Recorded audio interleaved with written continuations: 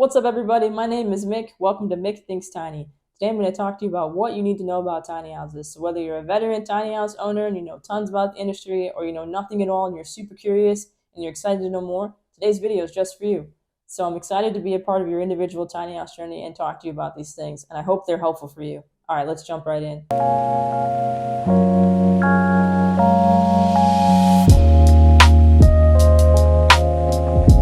All right, welcome back to the channel. My name is Mick. The main purpose of this channel is two things. It's twofold. So one is to be your main source and your source for all things related to tiny houses. I love tiny houses, so we're going to talk about tons of things on this channel. And the other purpose of this channel is to document my personal journey as a tiny house enthusiast. Can't wait to buy one themselves.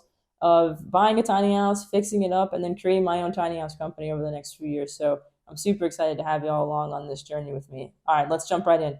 What you need to know about tiny houses. So there's a few things that you need to know about tiny houses. The first thing I'm going to talk to you about today is what a tiny house is.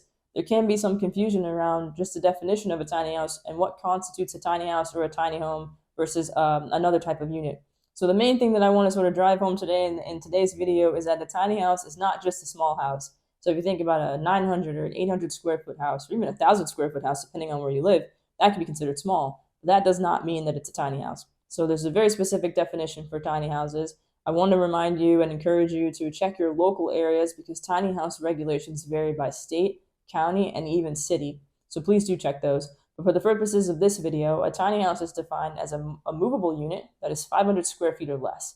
And if you're in the San Diego area, like I am, I'm in San Diego, California myself, it becomes even more specific because you got to look at whether or not the unit has at least 150 to 430 feet of floor space. So the regulations and the restrictions and just the overall definition can get pretty specific. But for the purposes of this channel, a tiny house is anything that's movable and it's under 500 square feet. All right. So getting a little more specific into that definition, it's important that it's a movable unit. So here in the city of San Diego, it can't be movable under its own power. So that right there, that excludes an RV. So that's the first thing. An RV is not a tiny house. While it is tiny and you can live in it, it does not legally count as a tiny house. All right, so there's two different types of tiny houses I want to talk to you about today, and I'll get into more detail about them later. But for now, just know there's two different types. There's a tiny house on wheels, which is called a THO, and then there's a tiny house on foundation. The acronym for that would technically be THOF, but in the industry we don't really use that. So just know that tiny house on wheels versus tiny house on foundation. Tiny house on wheels is what you would typically see if you're watching like HGTV. It's sitting on a trailer. It's got two wheels, sometimes three, and that's the movable version. And then you have a tiny house on foundation, which is becoming more popular, and that's affixed to the land. The key thing there is going to be taxes, whether you're paying personal or property taxes, and we'll delve into that a little bit more. All right, so now you know what a tiny house is. So I've got to talk to you a little bit about some of the differences between a tiny house and some of the other smaller things that are coming out on the market that are helping the industry kind of explode. And that's an accessory dwelling unit, so an ADU. So if you watched HGTV like I have, I've been watching it for 20 years. I'll probably say that over and over again across this channel because I love HGTV so much. But if you're watching like a typical House Hunters episode, even like a home renovation or something like that, any sort of property search show, you might find the buyers or even the seller talked about or sort of like hype up the fact that there's either an ADU attached already or available. So if you're thinking about, creating sort of like additional space in your backyard, or you want to buy property and have that, it's important for you to know this. So an ADU, or an accessory dwelling unit, is a unit that can be attached to the house, so like above the garage, or it can be detached. So when you're looking at, typical House Hunters episodes and they're like, oh, I want to convert that garage into an ADU, that's what they're talking about. And it's really helped the tiny house industry kind of begin to experience some, I guess what I'll call mainstream growth, because this is a bit of a niche market, because ADUs can help you generate income. So we'll talk a little bit about definition of an ADU. So I'm going to specifically focus on San Diego because that's the area I live in. That's the area I feel most comfortable sharing information on sort of like some of the rules and regulations. But again, check with your local area. So here in San Diego, there's two types of units. There's an ADU, so that's the first one. And then there's a JADU, which is a junior accessory dwelling unit. And basically those differ in size. So here in San Diego, an ADU is anything that can be detached or it can be attached to your property. And the big thing is the size requirements. So in San Diego, an ADU can't exceed 50% of the primary, it has to be less than 50% of the primary residence size. So if you got a 2,000 square foot place, your ADU can't be more than 1,000 square feet. But that's if it's attached. If it's detached, there's just a cap at 1,200 square feet. So it can't be more than 1,200 square feet if it's attached. So you're gonna build a property in the back of your place. It's got to be 1,200 square feet or less to be considered as an ADU. And you are going to need a permit. So again, I can't stress enough that you really do have to check with your local city to make sure that you have all the proper permits and you apply for everything so that you make sure everything is legit, so you don't run into any issues after you've already built your unit. So that would be those would be some of the things that, when we're talking about an ADU versus a JDU, is basically the size. The other thing is that if you can have restrictions, there'll be regulations on ADUs and even tiny houses when it comes to the exterior walls. So potentially like the cladding, the exterior. There's going to be some regulations even on the doors and windows. I know in San Diego they've got to be double pane windows, and there can be restrictions on the electrical as well. So you have to make sure that you really check with your local area to read up on all that information, so that you save yourself the hassle and you just design it to code. Just make sure the building codes are legit, and just make sure you know everything. And then make sure that you partner with a builder and a manufacturer that's well versed in that information as well, because not every builder is kind of like privy to the differences between building with a tiny house versus building a regular home, and those codes do vary. All right, so that's an ADU. So now we've got what a tiny house is. It's not a small house, but it is 500 square feet or less, and it's movable. We know what an ADU is / JDU, and we know some of the requirements there. So I'm going to talk to you a little bit more in detail about the those versus, I guess I'll say thought for fun, but we're talking about tiny house on wheels versus a tiny house on foundation. All right, so tiny house on wheels. Again, this is most common. This is what you're going to see the most, and we're talking about a tiny house on wheels. It's movable. It's on a trailer. It's a double axle trailer. In general, tiny houses are about 8.5 feet wide. Anything beyond that, you're going to need a permit, because you have to think about the wide load and moving it. But it's going to be 8.5 feet wide. Sometimes they're 10 feet wide. And I've seen tiny houses up to 36 feet in length. So the size and the overall square footage, because if you're looking at a 36 by 10, you're looking at 36 square foot of space.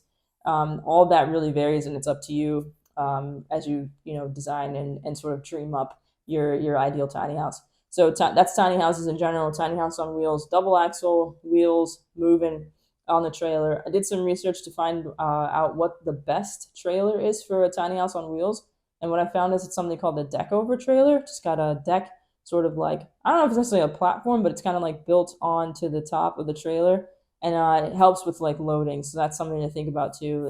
Those can run you anywhere from 5 to 10 grand. So you got to think about those costs, because they do add up. Although it is going to be cheaper than buying a house. If you check out the video before this one, we're talking about like that affordability thing. I'm going to drive that home a lot too, because it is a more affordable option.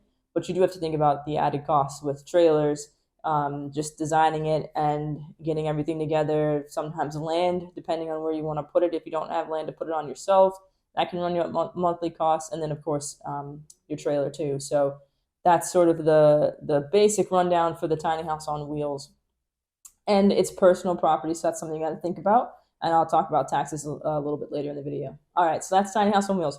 Tiny house on foundation, not really called a THOF, but that's your acronym, tiny house on foundation. The big thing here is it's fixed to the land, right? And so when we're thinking about ADUs again, we're thinking about tiny houses on foundation. Some of the perks there is going to come in when it comes to the weight and the overall design of the tiny house itself, because you might run into less restrictions because you're not moving it. But the main thing to think about is a tiny house is going to be on foundation. It's going to be stuck. It's not going to move. And once you put that tiny house on the land, it becomes real property. So similar to a house. So it's subject to property taxes. So that's something you might want to consider as well when you're thinking about whether or not you want to get a tiny house on wheels or a tiny house on foundation. So a tiny house on foundation, when it comes to attaching it to the land, I did a little bit of research and I found that the best option for that is called slab foundation. So just using a slab of concrete, creating like a concrete pad, from what I've read, is the easiest and the simplest way to attach a tiny house to foundation. All right, so those are the two main differences there between tiny house on wheels and tiny on foundation. One's movable, one's not. You might have some You might have less size and sort of like weight restrictions when you're thinking about putting on foundation. But the main thing is taxes. So I'm just going to take a minute to talk to you, take a second to talk to you a little bit about taxes. So when it comes to taxes, tiny house on wheels is going to be personal property. You got to register, you got to title it, DMV, and then it's subject to personal taxes. It also is subject to sales taxes. Now, this depends on the contract that you have with your manufacturer slash builder, right? So if in the contract it says that they're going to pay sales tax, you don't got to worry about that. But if in the contract it says that the purchaser agrees to cover sales tax, or we don't cover sales tax or something like that, then you are going to have to pay sales tax, which could be a pretty decent chunk of change depending on where you live. So please do make sure you have that information before you sign the contract, read it, and just make sure everything's legit. All right, so that's on the taxes side there with sales taxes. Now, tiny house on foundation, you're going to put that, you're going to fix it to the land. It's going to become real property. It's going to be subject to property taxes. So you have to consider that too. So those are the main differences there. All right, so that's it. Those are the things that I feel like you need to know about tiny houses, depending on, regardless of where you are on your journey. So, what is a tiny house? What's a tiny house versus an ADU? Why are ADUs kind of becoming so popular? Do you put it on wheels? Do you put it on foundation? And what do you do when it comes down to taxes? So this is kind of like the basic sort of like nuts and bolts if we're like getting into tiny houses here. But there's so much more to come. So in the next video, I'm going to talk to you about some innovative designs that are coming on the market, some really cool features that people are thinking of and coming up and kind of dreaming up when they're creating their tiny houses. So that's going to be a really fun one. So please do make sure you hit that subscribe button, tap that little bell, get notified, make sure that you don't miss the next video. And as always, don't forget to think tiny. Thanks so much, y'all. Talk to you later.